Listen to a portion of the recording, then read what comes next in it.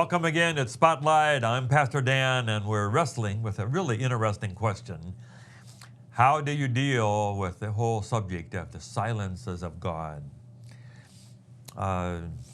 If you're like me, you have wished to hear a voice. I have begged God to hear a voice. and I've talked to everybody I know when they say, God told me, God told me. What did you hear? So let's just kind of deal with this expectation. What is the normal? We all wish that we could have the fullness of what we believe is coming. There's a mansion coming. There is seeing God face to face coming. There is freedom from sin, freedom from suffering, freedom from pain. All that is coming. We call that the not yet. We have the now. Maybe we have more than we had before. We were in that position before. Now we have something, but there's a not yet. What is part of the now? The now and the not yet. What do you get when you get Jesus? We get some silence. What do we get?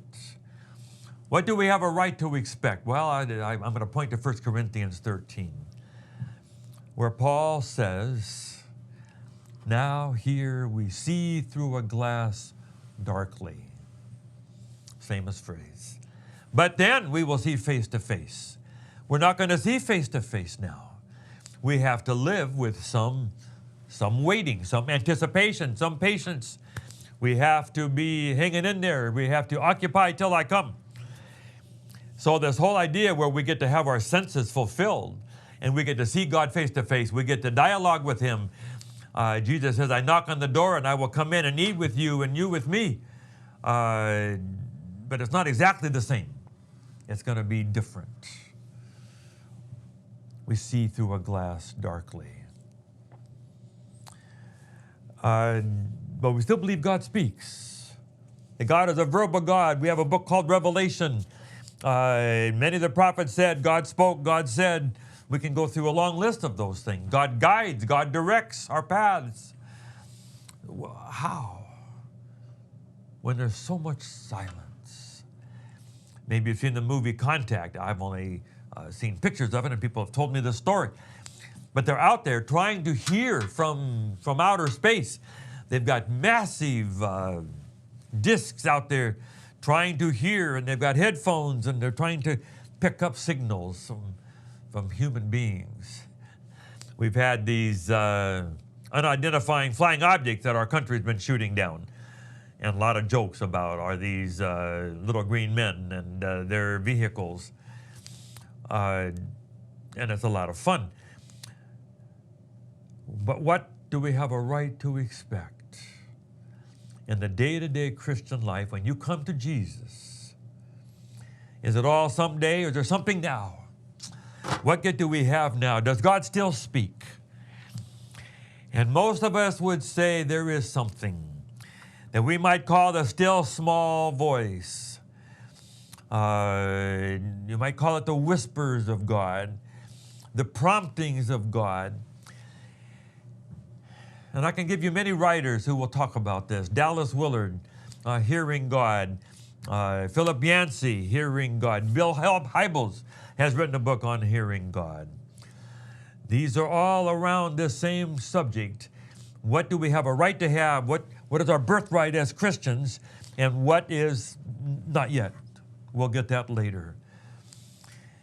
And I think we can just say there is a prompting.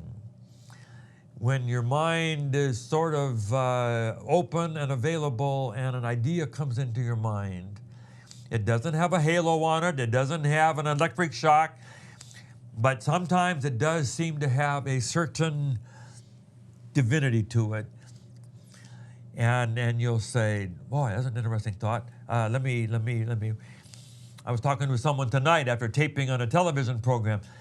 And he said, the prompting will just come to go look there for your keys that you can't find anyplace else. And there they are. Where did that thought come from? We think it's from God. Where do doctors all of a sudden have judgment and they're able to get a diagnosis that no other doctor could find?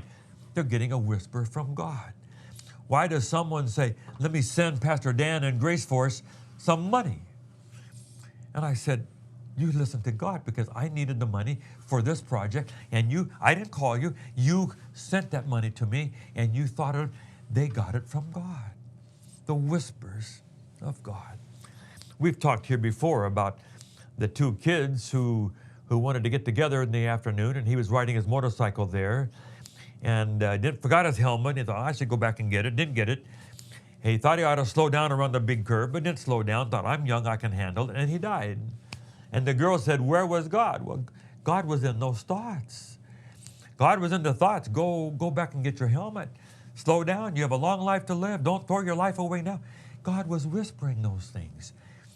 But they didn't shout. This is from God. God whispers. That's the still small voice. So there is silence. But the silence is broken by this consistent Holy Spirit whisper. We see through a glass. There's something we do see, but we see it darkly. It's not clear, audible voices, but it is something. It is something. And if you live with God long enough, you will recognize that whisper. This is Spotlight. We'll see you next time.